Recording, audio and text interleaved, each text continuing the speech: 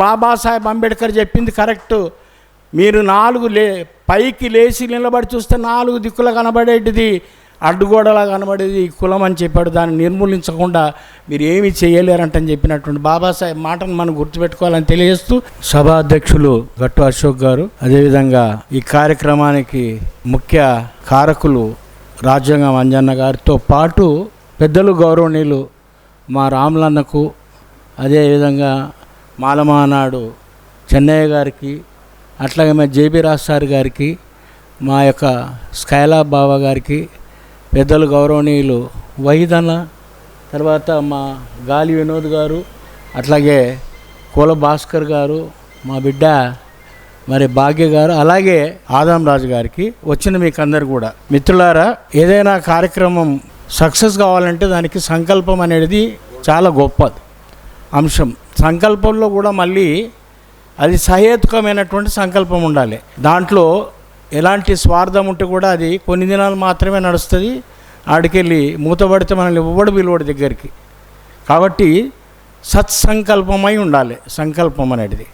అలాంటి సత్సంకల్పంతో యాత్ర నడవాలని నేను వచ్చి నన్ను పలకరించిన వెంటనే నేను కూడా సరే బ్రదర్, ఈ మంచి అంశము, తప్పకుండా దీనికి నేను వస్తానంటని చెప్పి వెళ్ళడం జరిగింది. మార్చి 1 నుంచి దరిదాపుగా ఒక 28 రోజులు నేను ఆ సభ కార్యక్రమాలు ఎంబడి ఉన్నాను. దరిదాపుగా ఏంటంటే రోజుకొక చోట ఉందామన్నారు మా అంజన్న గారు. రోజుకొక చోటు ఉంటే మనకు అన్ని రకాల కష్టాలు వస్తాయ్యా, తినడానికి తిండి, ఉండడానికి ప్లేసు, తర్వాత రకరకాల కష్టాలు వస్తాయి. రోజుకు 2 జిల్లాలు చేస్తే బాగుంటుందని చెప్పాను. మొట్టమొదలు ఆయన లే మాకు 32 రోజులు 33 రోజులు ఇచ్చాడు కాబట్టి ఖచ్చితంగా మేము ఆ రోజుకు ఒక రోజు చేయాలంటే సరే మరి అలాగ బయలుదేరిన యాత్ర అది రాను ఒకరోజు 3 అయింది, 2 అయింది, 4 అయింది. ఒకటే రోజు 4 యాత్రలు కూడా చేసినటువంటి సందర్భాలు ఉన్నాయి. అయితే మా అంజన్న గారు ఇప్పుడు మాట్లాడుతూ కేవీపీఎస్ యొక్క గొప్పతనం నిజంగా నేను కూడా చూశాను. మన రామయ్య గారి యొక్క ఊరికి వెళ్ళినప్పుడు కేవీపీఎస్కు సంబంధించినటువంటి నిర్మాణానికి సంబంధించిన నాయకులు కదా, అక్కడ వాళ్ళ ఊర్లో అంబేద్కర్ స్టాచ్యూ ఇనాగరేషన్కు ఆనాటి ఉప ముఖ్యమంత్రి వర్యులైనటువంటి కోనేరు రంగారావు పిలిచినప్పుడు వెళ్ళినాం. అక్కడ వారి పరిచయం జరిగింది. అయితే అప్పటికి ఈ యొక్క మన కేవీపీఎస్ కార్యక్రమానికి అంకురార్పణ జరిపి కొన్ని దినాలు అయింది. అటువంటి సంస్థ నేడు మేము ప్రతి చోట వెళ్ళినప్పుడు చాలా చక్కగా వారి సంస్కారంతో, ముఖ్యంగా వారు ఆదరించినటువంటి విధానం చాలా గొప్పది. ఆ సంస్కారం అనేది మానవుల పట్ల ప్రేమ ఉన్నటువంటి సంస్థలకు మాత్రమే ఉంటుంది. మిత్రులారా, అలాంటి ప్రేమను కలిగినటువంటి సంస్థ మరి వామపక్షాలకు సంబంధించినటువంటి సంస్థ మన కేవీపీఎస్కి సంబంధించినటువంటి, అట్నే సిపిఎం పార్టీకి సంబంధించినటువంటిది. వారికి నేను సదా అంటున్నట్టే కృతజ్ఞతలు తెలియజేస్తూ, ముఖ్యంగా సంగారెడ్డి తర్వాత మేము మెదక్ వెళ్ళడం జరిగింది. మెదక్లో మమ్మల్ని ఆహ్వానించి మనకి చక్కటి అన్ని కార్యక్రమాలలో భోజనాలు ఏర్పాటు చేసినటువంటి సంస్థ మా కళామండలి. అక్కడ మొగులయ్య అని ఆర్టీసీలో పనిచేస్తారు. అక్కడ కార్యక్రమం చేసుకొని సాయంత్రం మేము కామారెడ్డికి వెళ్ళడం జరిగింది. కామారెడ్డిలో కూడా మా కళామండలి సభ్యులు మరి పాటల అంజన్న అని ఆయన ఆర్టీసీలో పనిచేసి రిటైర్ అయ్యారు. ఉన్న ఆ 3 పూటలు చక్కటి భోజనము, మన టిఫిన్లు అన్నీ పెట్టి ఉండడానికి విడిది కూడా ఏర్పాటు చేశాడు. అటునుండి బయలుదేరి మేము నేరుగా మెదక్ అయిన తర్వాత అక్కడికి కామారెడ్డి తర్వాత నిజామాబాద్ వెళ్ళడం జరిగింది. నిజామాబాద్లో మాకు అక్కడ ఉన్నటువంటి బౌద్ధ మఠానికి అంటే బౌద్ధ ఆరామానికి సంబంధించినటువంటి సంస్థ, ఆ సంస్థలో ఆ రోజు అక్కడ చక్కటి ఏర్పాట్లు చేసి ఉండడానికి విడిది ఏర్పాటు చేసి భోజనాలు కూడా ఏర్పాటు చేసినటువంటి వాళ్ళు 2 దినాలు అక్కడ మాకు ఉండడానికి ఆశ్రయం కల్పించారు.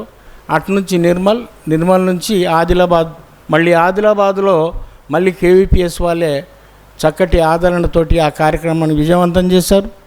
అక్కడి నుంచి మేము ఆసిఫాబాద్ మీదుగా మంచిర్యాలలో మరి అక్కడ అనుకోకుండా ఆ కార్యక్రమానికి సంబంధించి చీకటి అయింది కాబట్టి తెల్లారి ఆ కార్యక్రమాన్ని చేద్దామనుకున్నాం. అయితే అక్కడ ఉన్నటువంటి వాళ్ళకు ఈ కార్యక్రమానికి సంబంధించినటువంటిది బాధ్యతలు అప్పచెప్దాం, లేకుంటే పోస్టులో పంపిద్దామని అక్కడ ఉన్నటువంటి మిత్రులు సురేష్ గారు మాకు అక్కడ మంచి హోటల్లో ఏర్పాటు చేయడం జరిగింది. తెల్లారి మేము అక్కడ నుంచి బయలుదేరి పెద్దపల్లికి రావడం జరిగింది. పెద్దపల్లిలో పెద్దలు గౌరవనీయులు మరి అన్న ఎంతోమంది అనేక సంఘాలను నిర్మాణం చేసి, అంబేద్కర్ సంఘాలను నిర్మాణం చేసి అక్కడ ఎంతో చైతన్యం తీసుకొచ్చిన బాబన్న వారి ఇంట్లోనే మాకు ఆశ్రయం ఇచ్చి భోజనాలు పెట్టి మేము జగిత్యాలకు వెళ్ళే వరకు మాకు తోడునందించినటువంటి వ్యక్తి బాబన్న గారు ఉన్నారు.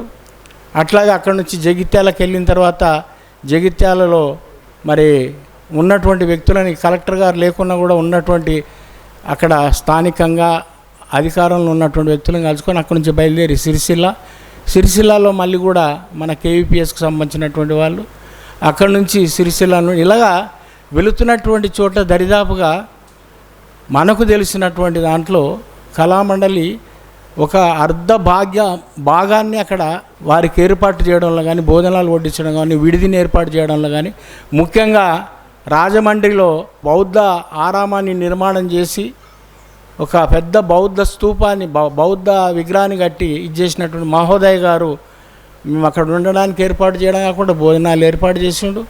తెల్లారి కూడా మేము ఇంకో చోటుకు వెళ్ళి అంటారంటే ఆంధ్రాకు ఒక మాన్యశ్రీ కాంచీరామ్ గారి జయంతిని చేయడానికి మేము అమలాపురము తర్వాత అక్కడ నుండి బయలుదేరేసి మన పాలకోల్లో ఆయన జయంతి కార్యక్రమాలు చేసి రిటర్న్ వచ్చిన తర్వాత మళ్ళీ చీకటి అయింది కాబట్టి అంటే మళ్ళీ ఆయననే అక్కడ ఉండడానికి మాకు విడిది ఏర్పాటు చేశారు. అలా అనేక చోట్లలో ఇప్పుడు అంజన్న గారు ఎవరికి దక్కాల్సినటువంటి యొక్క భాగస్వామ్యం వారికి దక్కాలంటూ చెప్పినటువంటి మాట చాలా వాస్తవం, అది అవసరం కూడా. కళామండలికి సంబంధించినటువంటి మిత్రులు చాలా చోట్ల ఆశ్రయాన్ని కల్పించారు, భోజనాలు పెట్టారు, మరి ఉండడానికి విడుదల ఏర్పాటు చేశారు. అటువంటి అంశాన్ని ప్రస్తావించవలసి ఉండే ఆయన మర్చిపోయినట్టున్నాడు. అయితే నేనేమంటున్నా అంటే మిత్రులారా, ఇప్పుడు ఈ కార్యక్రమం ఎవరో ఒక్కరు చేయాలి. నేను ఇంతకుముందు కూడా తెలంగాణ కార్యక్రమానికి సంబంధించినటువంటి దాని గురించి ప్రస్తావన వచ్చినప్పుడు ఒక మాట చెప్పి మన ఆదాం రాజు గురించి మాట్లాడతా. మొట్టమొదలు ధూమ్ధామ్ కార్యక్రమం చేస్తున్నామన్నా నువ్వు ఉండాలి, నీ భాగస్వామి కావాలంటని రసమై బాలకృష్ణ వచ్చింది నాకు. అయ్యా నేను ఒక కార్యక్రమంలో ఉంటాను అంబేద్కర్ దాంట్లో, మళ్ళీ దీంట్లో కాలు పెట్టు దాంట్లో కాలు పెట్టు అంటే బాగుండదు. నేను బాబాసాహెబ్ అంబేద్కర్కి సంబంధించినటువంటి అంశం ఏదైతుందో దాంట్లో మాత్రమే పాల్గొంటాను, నేను అందుకు రాలేనని చెప్పి అట్లా సున్నితంగా ఆయనకు చెప్పి నేను అక్కడికి వెళ్ళలేదు. అట్లాగే రాజ్యాంగం అంజన్న ఒక కార్యక్రమం తీసుకుంటూ వాళ్ళ మిత్రులు మరి మన ఎస్టర్ రాణి గారు కానీ, యాదమ్మ కానీ, ఇక్కడ ఉన్నటువంటి చాలామంది మన బాలస్వామి కానీ, మన అలెగ్జాండర్ కానీ ఎంతోమంది మిత్రులు ఆయనకు తోడుగా ఉండి కార్యక్రమం చేస్తున్నప్పుడు దాన్ని అట్లాగే నడపడం మంచిది. మేము ఎప్పుడన్నా సహాయ సహకారాలు అందియాలంటానంటే మాకు తోచిన విధంగా అందిస్తాం, కానీ మరి మీ దాంట్లో మొత్తం ఇన్వాల్వ్ అయ్యి హైజాక్ చేసేటువంటి పరిస్థితి ఉండదనే విషయాన్ని కూడా నేను మన ఆదాం రాజు ఇంట్లో స్పష్టంగా చెప్పాను. బాబాసాహెబ్ అంబేద్కర్ ఏమన్నాడంటే, నేను ఒక రథాన్ని తీసుకొచ్చాను, మీకు వీలైతే దీన్ని కాస్త ముందుకు తీసుకెళ్ళండి, లేకపోతే అక్కడే ఉంచేయండి, కానీ వెనక్కి లాగొద్దన్నాడు. వెనక్కి లాగే కార్యక్రమం ఎప్పుడు మా విశ్వజన కళామండలి చేయబోదు, అది మా చరిత్ర. ఎందుకంటే కళామండలి కేవలం బాబాసాహెబ్ అంబేద్కర్. నిన్న కూడా ఒక అంశం జరిగింది, ఒక మీటింగ్ జరిగింది, దాని పేరు చెప్పండి సార్, కానీ అక్కడ కొందరు నమస్కారం, కొందరు దండాలు, కొందరు జై భీమ్ అంటున్నారు. మీరు అందరూ కూడా ఇక్కడ జై భీమ్ అంటేనే మీటింగ్కి వస్తా అని చెప్పిన నేను. కాబట్టి ఏంటంటేనంటే బాబాసాహెబ్ అంబేద్కర్ నిజమైనటువంటి విముక్తిదాత. మరి మా అయ్యగారు బ్రహ్మాండంగా స్కైలాబ్ బాబా గారు ఒక పుస్తకాన్ని తెచ్చారు, తెలుగు ప్రభ. దాంట్లో ఒక మంచి వ్యాసం కూడా వచ్చింది. క్యాప్షన్ మాత్రం ఈ దేశానికి నిజమైన విముక్తి అంటే బాబాసాహెబ్ అంబేద్కరిజం అనే పేరుతో రాశాడు ఆయన రచయిత. కాబట్టి ఏంటంటే ఆయన బాబాసాహెబ్ అంబేద్కర్ దానికి సంబంధించిన అప్లై చేసుకుందాం మనం, ఇతర ఏ అంశాలు ఉన్నా కూడా.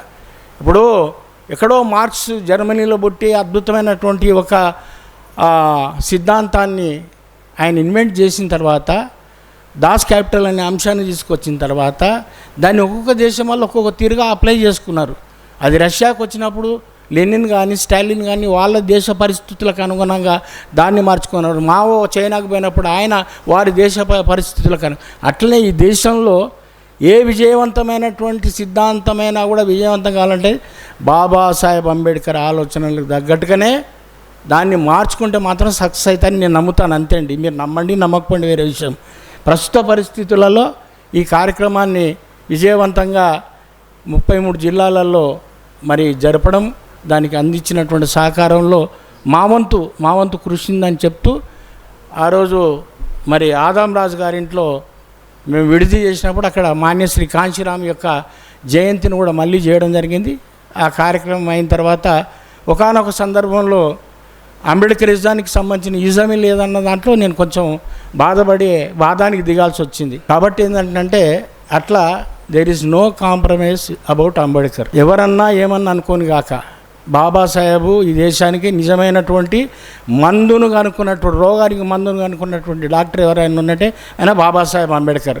కాబట్టి మిత్రులారా, అటువంటి ఆ మహానుభావుడు ఎవరు ఒక చిన్న మాట అన్నా, చిన్న ఎత్తున కించపరిచినా నేను మాత్రం స్పేర్ ఎంత మొనగాడు కానీ ఈ విషయంలో గద్దర్ లాంటి వాడినే నేను ఎదుర్కొన్నటువంటి వ్యక్తిని, ఇక్కడ ఉన్నటువంటి వారి అభిమానులు కూడా చాలామంది ఉండొచ్చు కాక, ఏం అంబేద్కర్ రా భయ్ ఇంతమంది చూసినా ఓన్లీ విప్లవం అన్నాడు, మీది జీ నేలకు రాసుకున్నారాదని చెప్పిన.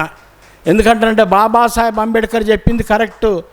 మీరు పైకి లేచి నిలబడి చూస్తే 4 దిక్కులు కనబడేటిది, అడ్డుగోడలా కనబడేది కులం అని చెప్పాడు. దాన్ని నిర్మూలించకుండా మీరు ఏమీ చేయలేరంటని చెప్పినటువంటి బాబాసాహెబ్ మాటను మనం గుర్తుపెట్టుకోవాలని తెలియజేస్తూ, ఇంకొక మాట 2 నిమిషాలు మాట్లాడి ముగిస్తాను. మిత్రులారా, ఇప్పుడున్నటువంటి పరిస్థితుల్లో మనకు ప్రయారిటీ చూద్దాం.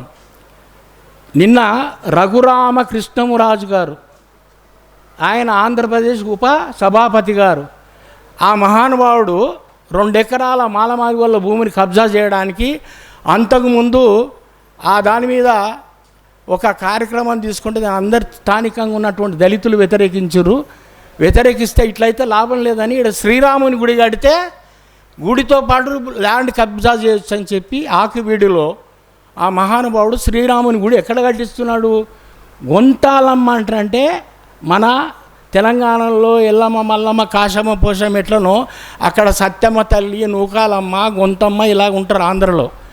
అటువంటి దాంట్లో గొంతాలమ్మ గుడిని కూడా కొట్టించేసి అక్కడ శ్రీరాముని గుడి కట్టిస్తారట. అంటనంటే వీళ్ళు ఏ వర్గాలకు వీరు ప్రాతినిధ్యం వహించడానికి ప్రయత్నిస్తారు. మిత్రులారా, ఆయన రాజుల కుటుంబంలో పుట్టాడు, వారి వర్గ ప్రయోజనాలు కాపాడు కోసం రాముని గుడి కడతాడు, దాని పక్కనే ఉన్నటువంటి 2 ఎకరాల భూమిని కబ్జా చేయడానికి చూస్తున్నాడు.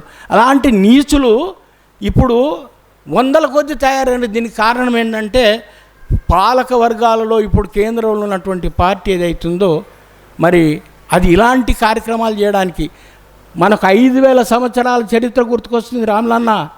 5000 సంవత్సరాలప్పుడు మన దేశ మూలవాసులు నిర్మాణం చేసినటువంటి హరప్ప, మొహంజదారో నగరాలను, అలాంటి మన యొక్క అస్తిత్వాన్ని సర్వనాశనం చేసి మన అశోకుని మనమన్ని చంపి బుద్ధిస్టులు ఎవరైతుండో వాళ్ళ తలను నరికిపించిన దుర్మార్గులు, ఇలాంటి దుర్మార్గుల కార్యక్రమాన్ని ఇప్పుడు మళ్ళీ మొదలుపెట్టారు. దీని పట్ల అప్రమత్తంగా ఉండలేదనుకో మన కేపీఎస్ కానీ, సిపిఎం కానీ, సిపిఐ కానీ, మాలమానాడు కానీ, మాదిగ దండోరా ఎవరైనా కానీ ఇటువంటి యొక్క ఆర్యనైజేషన్ జరుగుతున్నటువంటి పరిస్థితిని అడ్డుకోలేదనుకో మనము ఖచ్చితంగా మూతికి ముడ్డికి ఆకొచ్చేటువంటి పరిస్థితి మనకు త్వరలోనే రాబోతుందని తెలియజేస్తూ, అలాంటి కార్యక్రమాన్ని కూడా మనం అందరం పూనుకోవాలని తెలియజేస్తూ, మరి నాకు ఈ అవకాశం ఇచ్చినటువంటి మీకు అందరూ కూడా హృదయపూర్వక జై భీమ్ తెలుస్తూ ముగిసిన. జై భీమ్, జై భారత్.